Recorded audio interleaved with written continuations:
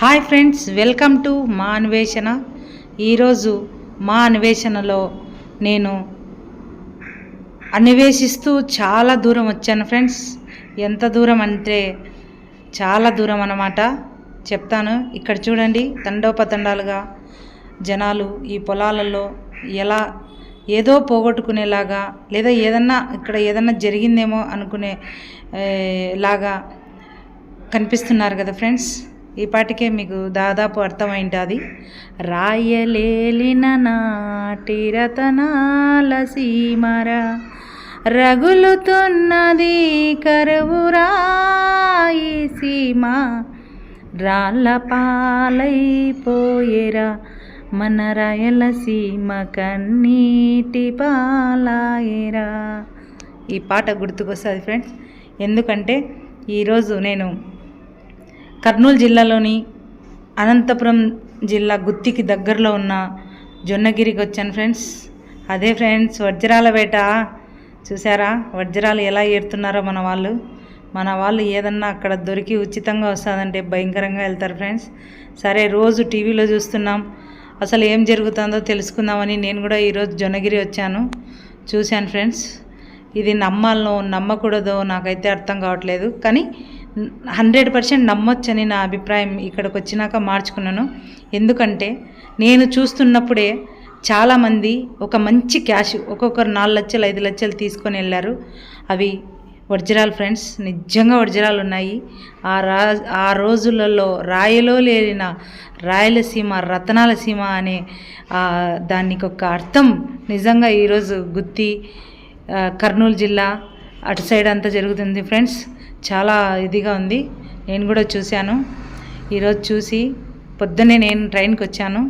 చూద్దామని చెప్పేసి జొన్నగిరి వెళ్ళాను, దుగ్గి వెళ్ళాను. అక్కడంతా కూడా చూశాను. ఇక్కడన్నా జనాలు తక్కువ ఉన్నారు ఫ్రెండ్స్, అక్కడ చాలా ఎక్కువ ఉన్నారు. కాకపోతే పొలాలలో పంట వేశారు ఫ్రెండ్స్. రైతుకి పంట బిడ్డ లాంటిది అన్నమాట. ఆ పంటలో మన వాళ్ళు తొక్కి నాశనం చేస్తున్నారు కాబట్టి వాళ్ళు ఆ పక్క అరుస్తున్నారు. జనవరి తర్వాత ఎవరైనా వచ్చి మీరు ఎన్ని రోజులుండి మా భూమిని తోగి మీకు కావాల్సిన ఇలా వజ్రాలు తీసుకెళ్ళొచ్చు అని చెప్తున్నారు.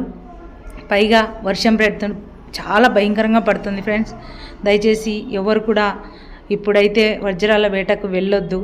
వజ్రాలు తొలకరి చెల్లులు పడేటప్పుడు వర్షంలో మాత్రమే దొరుకుతాయి అనేది అబద్ధం ఫ్రెండ్స్. ఎప్పటికీ కూడా ఆ భూమి అలాంటిది అన్నమాట. ఆ భూమిలోని ఒక రాయిని దాన్ని ప్రాణం పోసుకొని వజ్రంగా మారుతుందని అక్కడ పెద్దోళ్ళు చెప్తున్నారు.